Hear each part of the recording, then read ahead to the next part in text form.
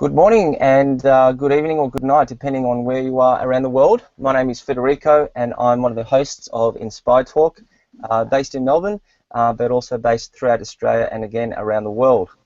And today we demystify essentially the topic of digital marketing. And I have a very special guest. His name is Jacob Warwick, which I'll introduce shortly. But essentially the term digital marketing does obviously present a lot of challenges for entrepreneurs and business owners out there. There's obviously quite a lot to learn, but hopefully our discussion with Jacob will help us understand more about it, as he is an expert in that field. So without saying too much more, I'd like to formally introduce Jacob Warwick. How are you going, Jacob? I'm doing better now that we got a little bit of the audio and video difficulties taken out of the way, but that's something that some of our entrepreneurs will be familiar with digital marketing. Not everything goes to plan. Well, absolutely. No, look, as you know, when you're dealing with technology, you can get all kinds of things, and certainly from experience, when you're dealing with Google Hangouts, you get all kind of wonders and surprises last minute. And it's great. I feel like I'm on a Apollo 13 mission to the moon, it's all experimental. Without saying too much more, Jacob, what I'd like to do is formally introduce you to our audience so that they know a little bit about you and your background. So I'm pretty much reading what you've got on your online profile, and you are the founder and digital marketing consultant of Think Warwick, based in San Francisco. Is that right? Well, yeah, that's me. That's my tiny little agency. Okay. Whilst tiny, you've certainly reached out there in the world, and that's why I noted you from all the way from Australia on the other side of the world. So obviously something is working. You're also the freelance writer, or a freelance writer of Entrepreneur.com magazine, which is quite a fairly prestigious opportunity to be writing for that company or publication in America. Is that right? Yeah, absolutely. Entrepreneur is actually one of my favorite outlets to write in. I'm very passionate about entrepreneurs in general, kind of being your own boss mentality, and to those people that are willing to be scrappy to get what they want in life. So the publication kind of caters to what I like to share with the world. Fantastic. And look, I've read some of your blogs, and they are certainly very appealing, and there's a lot of value, reading some of those throughout the month, definitely for me. And you're also a Forbes 30 under 30 finalist, nominated this year. Is that right? Actually, yeah, that was 2016. Well, I mean, we're in 16, but that class was elected, and so now I'm pushing for 2017. I'm damn close. Well, congratulations so far, and I wish you all the best going forward. And look, for a guy who's under 30, I'm guessing you've achieved quite a lot, and I'd like to sort of pick your brain here so that the audience can sort of learn a little bit about what you do, how you got so far, and pretty much demystify, as I've said, the term digital marketing, because even for me, I still find that a fairly complex area of business. So I guess my first question to you is essentially what inspired you to specialize in digital marketing and to be that entrepreneur that you are? Well, it kind of started like right out of high school. I was always kind of raised on a computer, seeing digital marketing all the time. Was heavily into photography and video editing in high school, and that turned into kind of my first skill set of graphic art and creating content, so to speak. Now I didn't know that's what it was called back then. I was a content creator. I noticed that all the people that wanted to hire me to create their content, and that kind of turned into learning what kind of content I needed to create to continue to get hired. So I spent a lot of time on Google figuring out all of these things, learning from other marketing experts, and it's really kind of a passion of mine, because I don't think you can ever really get a full grasp on digital marketing because it's constantly changing. So if you're not really open to adapting and evolving quickly, then some of the trends are going to pass you by. That's not always necessarily a bad thing. You don't need to hop on every trend that there is, but there are certainly opportunities for a lot of people to make their mark in the world with digital marketing. Absolutely, and I guess if you're trying to build world presence and a powerful brand, you do need to be present online, and not only present, you do need to be a pioneer and also innovate and pretty much disrupt what is out there at the moment. And as you've said, it is constantly evolving and constantly changing. and I'm guessing that a lot of the older generation probably struggle to understand how to, understand or use social media and everything else that goes around that. And being a young chap that you are, and I'm sure that you find that relatively easier to comprehend because it's a passion of yours, and also something that you invest your time in understanding. In terms of what is digital marketing, let's go back to the basics. 101 marketing. What is digital marketing? What does it entail fundamentally? It's really just a platform, a promotion platform to get your expertise out to the world. It doesn't need to be any more complicated than that. It's a way for business owners and entrepreneurs to connect with their audience. And we say audience, but it's really, it could be the person that you're selling to. It could be the people that you're attracting to a local event. That's all marketing is getting the word out. And then understanding what the word needs to be to actually attract someone to what it is you're putting on. So at the end of the day, it comes back down to you as the business owner saying, how do I want my brand to be presented? What are the kind of people I'm trying to attract? And how do I get that message to them? And that's what digital marketing is at its core. There's no reason to overcomplicate it with, well, here's the next social media platform, or here's the next way to reach someone. There are lots of different tactics to reach your audience. It all comes down to those core values all at the beginning. So you talk about branding, and I guess it's about creating a powerful message out there about your product, your service, about your company, about yourself, I guess. And you've mentioned, that it constitutes a number of parts or components, and some of these terms that I've picked up on your profile, and obviously it's part of the digital marketing space, is pay-per-click advertising, landing page optimization, social selling tactics. I'd like you to demystify a little bit about what that's all about, because even for me, a lot of that is beyond me, and I guess even for my sake, I'd like to understand how it works for my business and how I can focus on that in that area. Well, sure. So pay-per-click at its core is the actual cost of what it takes to get someone to click on a link to come to your website, right? So you go to Google and you say, when somebody searches for best ice cream in Melbourne, I want my brand name to come first. Say you're an ice cream shop owner. So whenever someone searches best ice cream, I want my name to come up. Now, Google's going to, or whatever advertising platform you're using, is going to bid that against other people that may also want to be bidding for that term.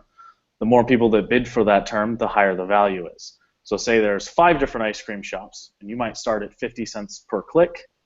That's how much it is worth for you to get someone to your website. Now, if you have a bunch of people doing it, that price is going to start going up until you start getting into much more complex terminology, and the bids go up. So that's the cost per click, right? So when I say complex, I mean certain things that you search online have different intent, right? So you may be searching to get information about ice cream. Now, someone that's looking to get information about ice cream is not necessarily going to purchase ice cream. So you might not want to be bidding on terms that are more general, like what is ice cream, right? That doesn't make sense for them to go to your website necessarily. Now, those terms are much cheaper on Google or wherever because they're not equaling equation or a conversion right away, so to speak.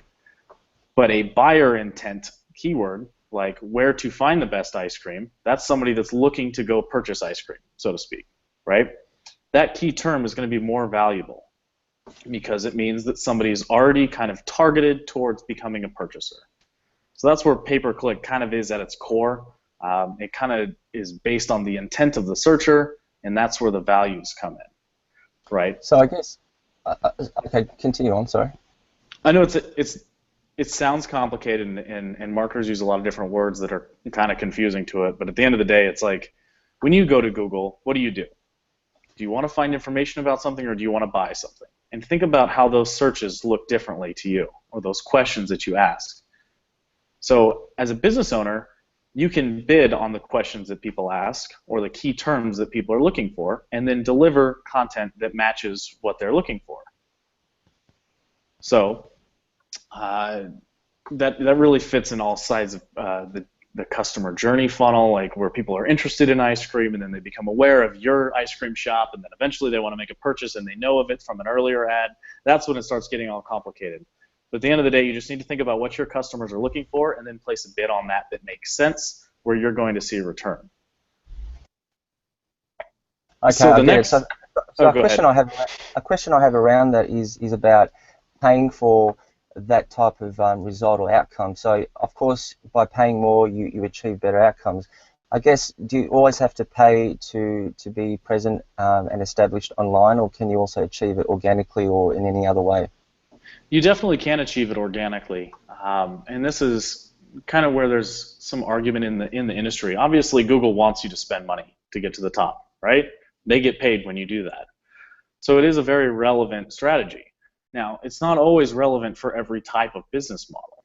So my dad, for example, is a disc jockey. I don't think he necessarily needs to be spending a whole lot of money online for his advertising. Yelp tries to get him to purchase advertising, companies like this, but at the end of the day, most of his clients still come from the Yellow Pages or a phone book, right? And that's only because his demographic is a little bit older than most. So certain companies will do better not online, so to speak. Doesn't mean it's not possible. It's just. So I guess the $1 million question then is, at what point do you start to pay for that type of advertising? Does your brand need to be somewhat established already in the marketplace before you start to heavily invest in that area online? What is your general advice about someone who wishes to, present themselves online? Is it worth investing in that from day one, or is it better to kind of do it organically and connect with real people first and so forth? The important part is to align whatever your advertising aspects are to your company goals. If you're looking to generate more awareness about your company, it does make sense to do paid advertising. The important thing isn't to just go into any one strategy full bore. Say, I'm going to do 100% paid advertising until you learn exactly kind of how your particular business can benefit from it. Now, the problem is you'll hear marketing guys like me tell you, oh, well, pay-per-click advertising is the way to go for this line of business, right? But everyone's business is unique. So not every use case is going to work the same. You're going to have different budget restraints. You have different technical knowledge than every other business out there. That's what's exciting for entrepreneurs. They get the opportunity to figure it out for themselves. Sure. So my advice is, should you do PPC advertising? Absolutely. I think you should try it. I don't necessarily think you need to throw 50% of your marketing budget on it or a certain amount. Maybe you should start slow and kind of test a few different things. Test different messages and see how your audience or your customers respond to it.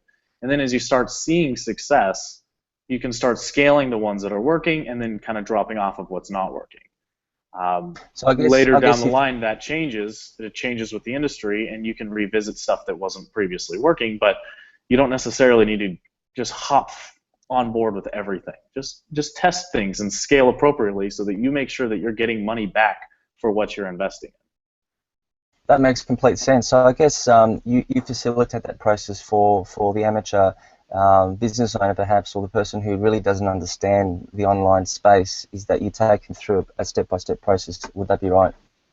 Right, and the most important part when you're consulting is the discovery process and really understanding what the business is trying to accomplish. And oftentimes with smaller companies, they don't necessarily know what that overall vision is, but they have the budget. Or sometimes they have the vision and they don't have the budget. So there are a lot of different challenges to overcome where you kind of custom fit a solution that works for them. Perhaps they don't have a lot of budget, but they have a nice awareness goal. Then they might want to start working on social media outlets and kind of communicating with other customers or other targeted people in their audience to see what they're looking for and then scale their efforts like that. So the whole being a digital marketing strategist and consultant is just that I really know about a lot of the different tactics. It's really about creating the right set of tactics for each business, which is always different, and that's one reason why it's so fun. And Absolutely. evolving. You talk about tactics and strategies, and you've mentioned social media, of course, and I'm a big fan of LinkedIn, and I noticed that you are too. In fact, you've accumulated over 30,000 connections on LinkedIn, which is very, very impressive. Is it really about building the number of connections and fans that are following you? Is that the ultimate goal in spending money on pay-per-click advertising and so forth? No, definitely not. It's I think with everything in life, even quality outweighs quantity. Now, quantity looks impressive, so you go, wow, that guy's got 30,000 connections. Well, there's no way I've met 30,000 people. Now, I would say about 20 to 25,000 of my connections work in digital marketing, and there was a strategy behind having that many connections, and that's when somebody is searching for digital marketing strategist or any keyword that I put in my headline on LinkedIn, my name's going to come up before everyone else's because we're connected already. So that was kind of the strategy there. Now, that being said, they have to be targeted and they have to be relevant. And I say I would rather have 20 really solid business connections than 30,000 just random people. So targeting is really, really important, particularly in digital marketing. And you can talk to any small business owner or any company that's strapped for cash, where they're not just aimlessly testing new things. They know right off the bat, I'm going to invest in this because it's going to bring a certain amount of money back. So it's the same with your connections. I'm going to invest in these relationships because they provide some kind of value to me and I can provide value to them. So in terms of selecting your preferred social media platform, such as LinkedIn, is it worthwhile commencing with all types of social media platforms like Facebook and LinkedIn, or is it worth just focusing on one that might be more appealing to your target market? What would be your advice around that? Again, yeah, I would definitely focus on the ones more relevant to my target market. So for me, that's Facebook, LinkedIn, and Twitter. But each network kind of has its own value to it, right? I use LinkedIn primarily as a research tool to get to know more about people that they wouldn't share on Facebook or they wouldn't share on Twitter. They share more of their professional background. It helps me assess kind of where someone's marketing maturity level is, where their business acumen came from. You can see degrees, you can find all of that information. You kind of get a pretty good idea of where this person is maturity-wise, right? Now, when I want to actually do business with that person, I want to take that conversation to Facebook, which is weird, right? I mean, it has a whole different purpose. People open up on Facebook. You can start to learn more about their personal lives, and I don't mean that in a way to be creepy or to kind of stalk them. It's more of finding ways that you have commonality and things that you share together. And then Twitter is more of a tool that I use, again, for research, but learning about what people are talking about. Finding communities that serve a certain purpose. Google Plus is kind of like that too. There are still little communities within Google Plus that are maybe all analytics focused people that have a heavy acumen in Google Analytics, or people live in these different little silos. However, most people live on Facebook, and that's still the case.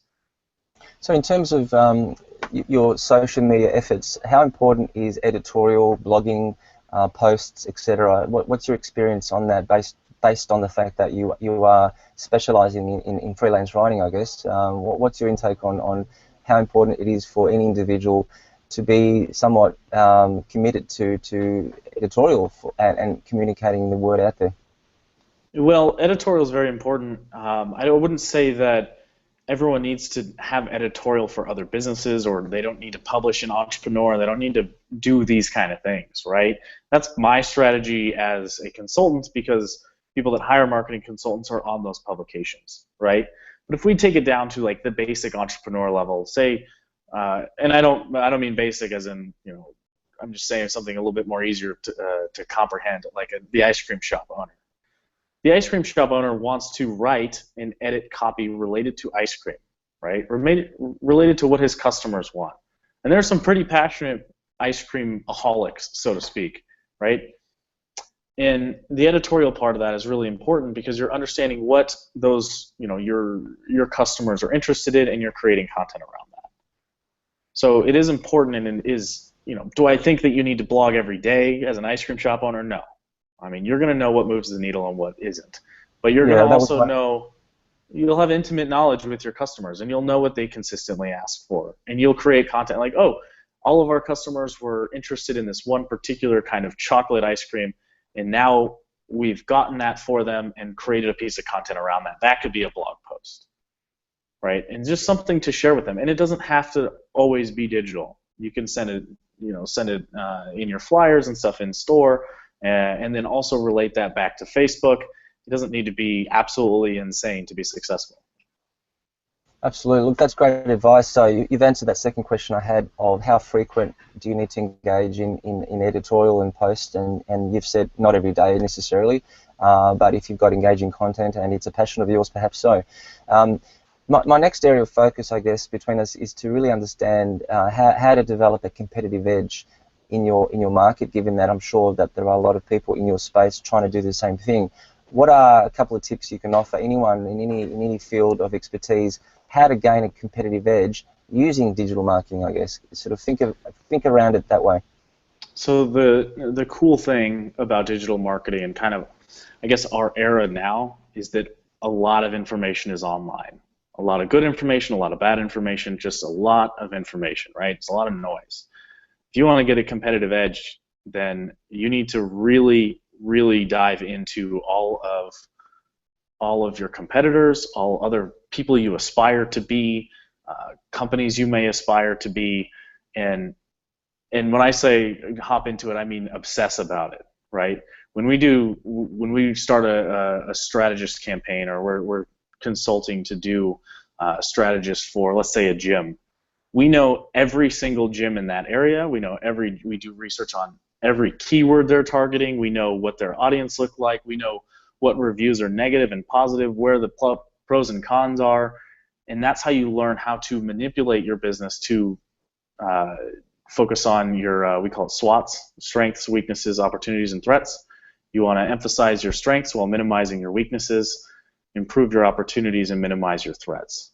So you'll see which companies become threats, and you'll only kind of get that insight if you obsess about them and really dive into it. So that's kind of it at the very, very top level. Obviously, it's always going to change based on the industry you're in, so it's a very difficult topic to answer appropriately and with the right amount of empathy. That's great advice. And I guess staying on the topic of competition, how important is technology and using things like mobile apps, etc., relevant to digital marketing and also an instrumental area of remaining competitive and, I guess, disruptive too? Well, I mean, it's going to depend on your business model. Not every company is going to need to use a mobile app. I think that at the very core, you should be aware of what people are saying about your business on the popular ones. You should know what people say about you on Yelp, Facebook, LinkedIn if it's possible. You should just know kind of where your audience likes to be, and then use digital as a way to see if that's a relevant avenue for you to pursue. If you have a mobile app business, you're going to want to invest in mobile apps, or more or less, right? Sure. The scheme is, I would say, at least in America, mobile is becoming more and more and more popular. You're going to keep hearing about it as less people are on their laptops and their computers. So your website has to appear good on mobile. It has to be optimized for mobile. There are other things that start getting more complex, like the words that you use, the file sizes, like all of these things. It's just, at the end of the day, you need to know where your audience is coming to you, what they're looking to find, what device they're using, which in most cases in the United States is becoming mobile, and then how to present that information clearly and efficiently. The best advice around that I would be able to give, and this is, again, more general advice for marketing, just have a keen level of insight into being empathetic for your audience. Always put yourself in the customer's shoes. If I was purchasing my ice cream, what would I need, right? What would be, you're constantly doing things like that rather than grouping all of your people into numbers. Marketing folks really like to do that, digital marketers particular. Well, we had 17% conversions here, and we had these thousands, we had 600 people sign up. That's great, but who are those people at an individual level? You need to understand that and their mentality. and you start treating people like people and not like numbers. That's kind of the biggest advice I can give them that. Now, That's that's a little off fantastic. topic from your question, but that's No, no, that's good. You've certainly offered some golden nuggets, as we call it in our show. And just for the viewers, as we do have a few people listening in today or tonight, we are talking to Jacob Warwick. He's the founder and digital marketing consultant of Think Warwick, based in San Francisco. He's also a freelance writer for Entrepreneur.com magazine. And also he's been nominated as a Forbes 30 Under 30 finalist, and we wish him all the best in terms of winning the final award. So far, Jacob is offering us some great tips, and some of the golden nuggets that we have so far is about knowing your target market when establishing your digital marketing strategy. Focus on Facebook, Twitter, and LinkedIn are his top 3 preferred areas of starting that area. Just to clarify, that's for my business model. Sure. So I'm in a B2B industry. That's why Facebook, Twitter, and LinkedIn are still the big 3 for me. If you have a fashion industry, I mean, Instagram is huge, Snapchat is huge. It's going to really come down to your target. So keep in mind where your customers live, and that's where you want to be. Thank you, Jacob. Find your community, or basically establish your community, which is your target market, and engage with those people, perhaps through editorial. Maybe commit to editorial every so often. Maybe it's more about frequency than it is about doing it every day as such. It's more about engaging in good content. And what was interesting about what you said, Jacob, was about being empathetic towards your customers. I haven't actually heard that term used much before in terms of how do you best relate to your customers. I quite like that term, and I guess something to really think about is developing genuine, real relationships with people. Then it is about simply, firing a lot of blanks out there and simply getting the numbers of connections. Is that right? Yeah, and I will give a shout out to Anne Handley. I don't know if you've heard of her in Australia, but she wrote a book called Everybody Writes, and it's tips on how to improve your writing. And one of her key focuses is on empathy, to really understand what the reader's looking for and focus your writing. So I don't think I stole it from her, but I will give her credit because she heavily influences me, and I also tend to agree with her on the empathy aspect. So that's Anne Handley, and she's from Marketing Profs out here in Boston in the United States. So definitely give her a check out if you're interested in learning more about empathy. She's more of an expert than I am. Well, absolutely. And I guess leading towards the end of my questions, I'm conscious of our time, is if I wanted to engage in some digital marketing, and obviously I have a small budget, where do I start? And most importantly, how would I connect with you? And how would I, maybe develop some kind of relationship with you, given that you're based in the US? Sure. Well, email works great. My website is not super resourceful, but it does have my contact information. So at thinkwarwick.com, you can reach out to me. I always respond to all of my emails as long as they're genuine and not spammy. But the most important research tool that you have is actually the internet and your customers themselves. So if you start to have a hunch that you need to start doing more digital marketing, start Googling it. I mean, it is as simple as that, and asking your customers what they would feel about the ideas that you have. At the end of the day, they're the ones that pay the bills, so make sure it's something they're interested in before investing too heavily in something. Fantastic, and it's great to know that we can reach you on that website. And I'm not sure if you've had the thought of maybe having a special offer for anyone who connects with you in the coming days, if they've listened to this particular radio show. Maybe have a think about that over the next 1 or 2 minutes. And for our listeners, in terms of forthcoming events, we do have a great lineup of special guests coming shortly, including Sam Moran on the 6th of September. We also have Janine Ellis on the 8th of September, and also Christina Carlson on the 20th of September. All these individuals are serial entrepreneurs themselves, and very much like Jacob, we are in the world of entrepreneurship, and I guess our audience does include aspiring entrepreneurs, business leaders, and anyone who basically wants to be successful in their own right. So I guess, Jacob, just to wrap up for today, do you perhaps have anything that you'd like to offer our audience? Well, I have lots of content I can share. I don't do a whole lot of offers, I guess. I'm trying to think of, my business model is so custom built that I guess we could talk about that later. You caught me off Absolutely. guard. I don't do coupons or anything, but then again, I'm more of a freelance writer, and I go to different publications and stuff. So I'm sure there's some kind of opportunity there that I'm just not thinking of right now. Well, look, I appreciate that, Jacob, but I did, catch you off guard. But obviously, you're very much present online, and if you simply go to your website, which is again, www.thinkwarwick.com. I fantastic. guess I do free discovery calls, so it's good to kind of talk through some of those issues. I'm not someone that will force working with a bad fit. I can help you kind of work through and find next steps. And I'm not somebody who's over salesy, and that's probably the detriment of my business is that I'm a great marketer and I'm a terrible closer when it comes to selling.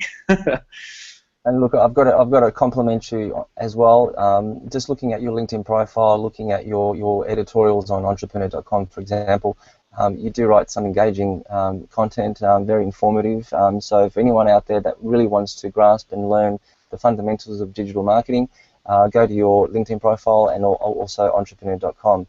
So having said that, Jacob, I'd like to say thank you for your time. It's been a pleasure talking to someone on the other side of the planet. In fact, I didn't ask what time it was in your city at the moment. I think it's 5:30. It's Monday though, so I can't verify that. Okay, fair enough. So it's quite early here in the morning. But anyway, we'll wrap up and we'll go off there. And thanks again, Jacob, for your time. Thank you so much. I appreciate it. You're welcome. Bye bye.